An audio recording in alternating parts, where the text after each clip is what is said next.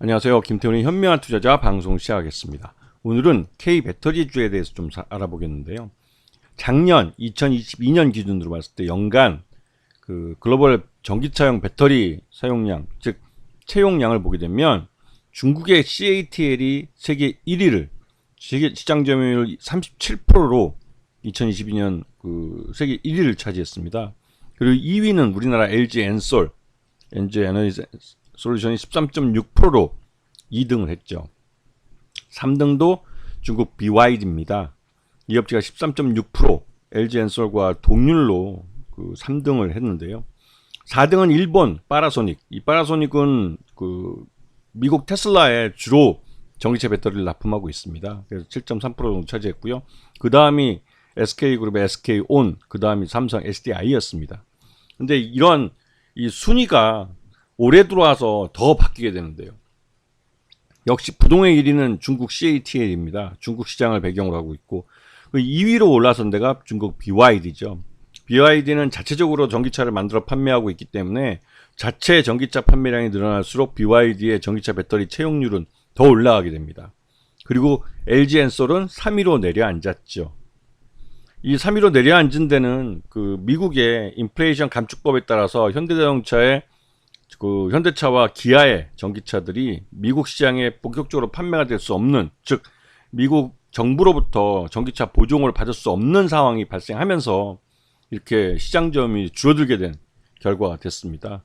그 다음에 이제 LG 엔솔 다음으로 이제 파라소닉이 뒤를 따르고 있고, 그 다음이 SK온, 그리고 한참 밑에 삼성 SDI가 있습니다.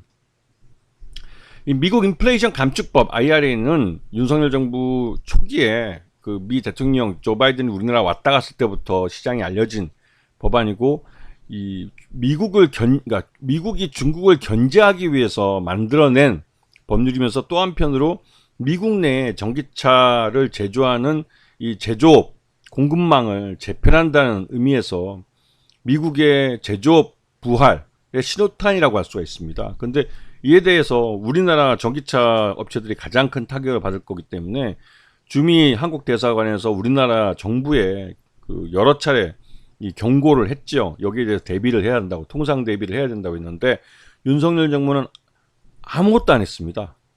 그 관련된 분들 얘기 들어보면 윤석열 정부는 아무런 대응도 하지 못하고 결국은 현대차의 그 정의선 회장이 직접 뭐 아쉬운 자가 뭐 우물을 판다고 직접 그 비행기를 타고 미국으로 날아가서 워싱턴하고 뉴욕, 그 다음에 알라바마와 그 조지아주 그 현대차와 기아의 공장이 있는 그 정가를 돌아다니면서 읍소를 했죠, 한마디로. 그래서 리스차에 대해서 미국 정부의 보조금을 받을 수 있는 예외를 만들어냈습니다.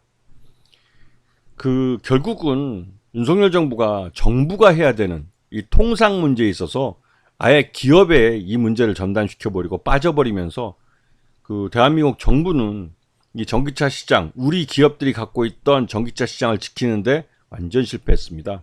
윤석열 정부는 말로만 뭐 영업사원이 1호가 돼서 뭐 세계에 나가서 우리 제품을 판매하는 영업사원이 되겠다고 했지만, 이 인플레이션 감축법을 보면 윤석열 정부는 아무것도 못한 무능력의 끝판왕을 보여줬습니다. 자, 지금 현재 2023년 1월, 2월 보면 주요 메이커별 전기차 판매량을 보게 되면 BYD는 전기차 판매율 세계 1위를 달성했고, 그 다음에 테슬라는 2위로 물러섰습니다. 그리고 우리나라 현대기아차는 저 한참 밑으로 리오토라는 전기차 그 스타트업인데 거기한테도 밀려서 그 지금 3% 정도의 시장 점유율밖에 하지 못하고 있는 상황이죠.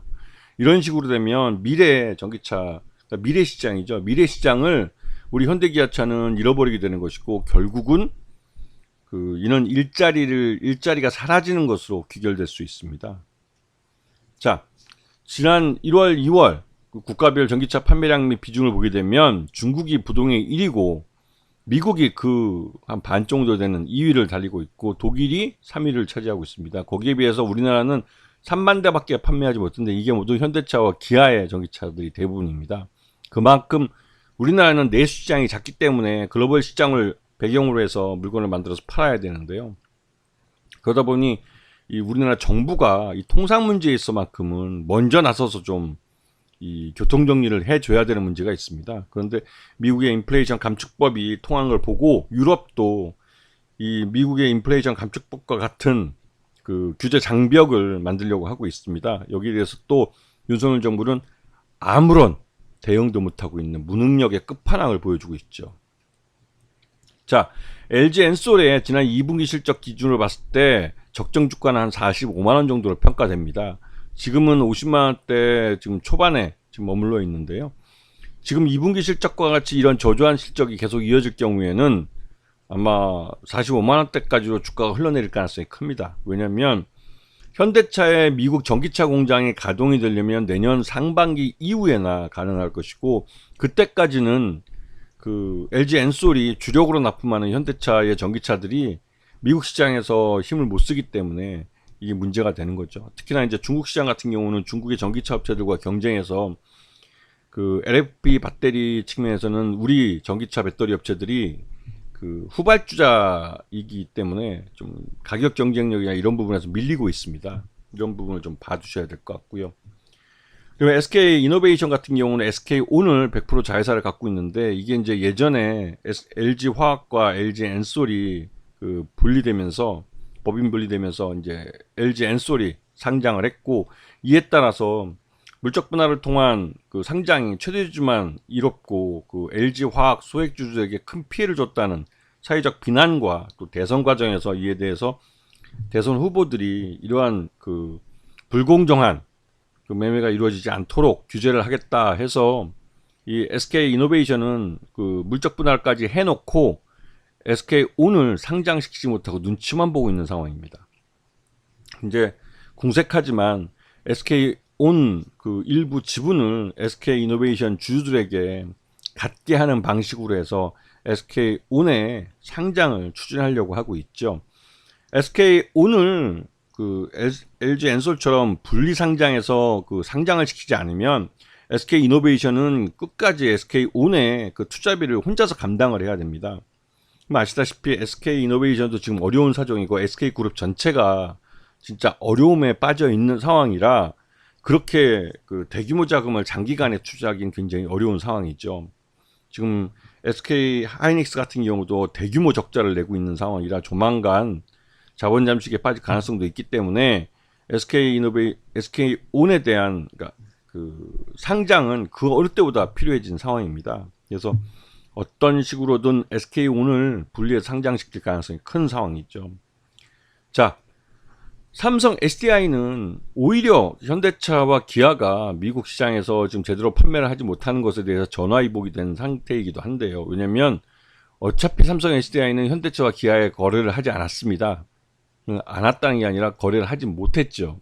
정몽구 회장이 살아계시는 한 삼성과 사업 협력하는 일은 없겠다. 왜냐하면 삼성 자동차를 이건희 회장이 그 갑자기 그 자동차 산업에 뛰어들면서 현대차와 삼성은 경쟁 관계가 됐습니다. 그 이후로 정몽구 회장은 절대로 삼성 거를, 즉 반도체도 삼성 거를 안 썼어요. 그 정도로 삼성에 대해서 척을 두고 살아왔죠. 그런데 정의선 회장 시대가 돼서 이재용 회장이랑 서로 화해할 만도 한데, 왜냐면 삼성은 여러 차례 완성차 시장에 뛰어들지 않겠다고 여러 차례 이제 현대차에게 밝히면서 삼성 SDI가 그 만든 저 전기차 배터리를 현대차에 탑재할 수 있도록 해달라고 여러 번 요청을 했지만 정의선 회장도 정몽구 회장의 그 말씀을 거스를 수 없기 때문에 여전히 이 삼성 배터리가 이 현대차에는 탑재되지 못하고 있었습니다. 자, 그나마 지금 전기차 배터리 3사 중에 삼성 SDI는 현대차와 기아가 아닌 다른 그 해외 글로벌 완성차 업체들과 거래를 하면서 이 전기차 배터리의 수요를 점점 늘려가고 있습니다. 물론 최근 들어서 이 좀 주춤, 그러니까 이 경기 침체로 인해 전기차 판매량이 떨어지면서 삼성 SDI도 주가가 좀 많이 하락한 상태이긴 한데요. 아직까지 2분기 실적 기준으로 봤을 때는 최소한 70만 원대가 적정 주가로 보이는데 3분기 실적이 그 어떻게 될지 좀 궁금하긴 합니다. 3분기 실적이 나쁘다면 아마 주가는 그 70만 원대를 못 가고 또 흘러내릴 가능성이 크죠. 왜냐면 2분기 실적은 말 그대로 2분기 때 달성한 실적입니다. 6월까지의 실적을 갖고 평가를 한 것이고 6월 달까지는 그래도 뭐 6월, 7월, 8월까지는 그래도 70만 원대 주가 근처에서 움직였지만 이게 이제 9월 달 들어와서 그러니까 8월 달 지나서 주가가 폭락을 했기 때문에 아마도 3분기 실적이 삼성 SDI도 별로 좋지는 않은 것 같아요. 그만큼 이제 전기차 소비가 많이 줄어든 영향도 있습니다.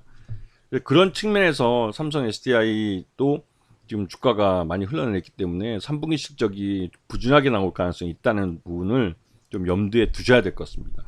전체적으로 우리나라 이 전기차 배터리 업체들이 모두 고전을 면치 못하고 있는 상황이죠.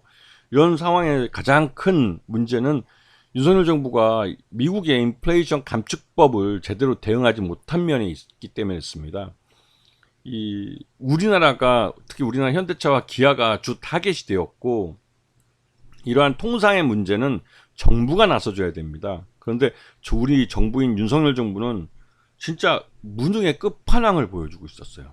이 전기차 시장에서 말씀입니다.